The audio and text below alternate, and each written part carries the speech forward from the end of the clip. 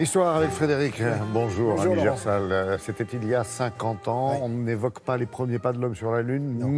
mais une décision du président des États-Unis qui, effectivement, ordonne aux premiers djihadistes de rentrer au pays. C'est pas la fin de la guerre du Vietnam Non. pour autant. On en est loin, puisqu'on est en 69, vous avez rappelé que 50 ans, et il faudra attendre 1973, pour que la paix soit enfin définitivement signée. Dans ce pays qui est saigné depuis tant d'années, le Vietnam et tout le grand sud-est asiatique. Alors c'est vrai que le Vietnam, la France en est partie en 1954, à la suite de Dien Bien Phu, puis après avec les accords de Genève en juillet 1954. Et le Sud-Vietnam, le pays est divisé en deux, le Nord-Vietnam soutenu par les Chinois et par les Russes, et puis les Soviétiques, et puis le Sud qui demande un secours auprès des Américains. En tout cas, il demande à ce qu'il y ait qu'il soit plus encadré. Et c'est ce que Kennedy accepte de faire en 61. Il envoie des soldats dans l'encadrement, et puis très vite, ça va dégénérer. Kennedy est abattu en 63, et c'est son vice-président Johnson, et Johnson le dit.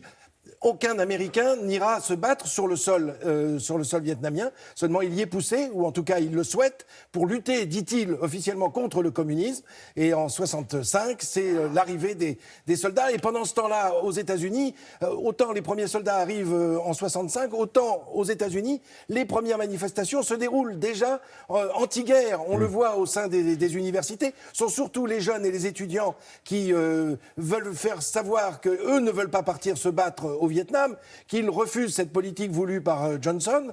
Et Johnson n'est pas réélu à la suite de son premier mandat.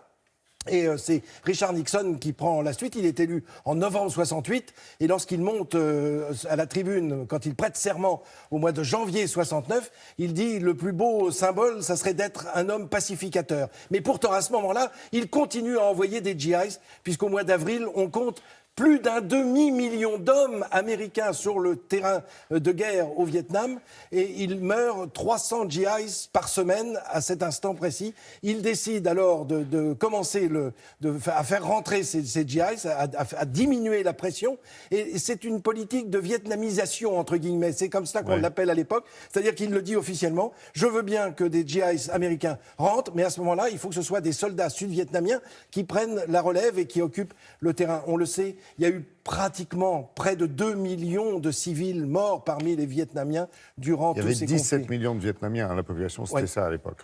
Avec, vous me disiez, un tonnage de bombes absolument faramineux. Oui, des centaines de millions. Oui, effroyable. Alors, ce sont les premiers retours. Ils discutent de la paix pendant ce temps-là, Richard Nixon. À Paris, vous savez, c'est à Paris qu'ont lieu les négociations, la tentative d'accord. Et c'est là que ça sera signé en 1973. Bref, Richard Nixon a pris une décision en ce mois de juillet 1969. C'était il y a 50 ans. Merci, Frédéric.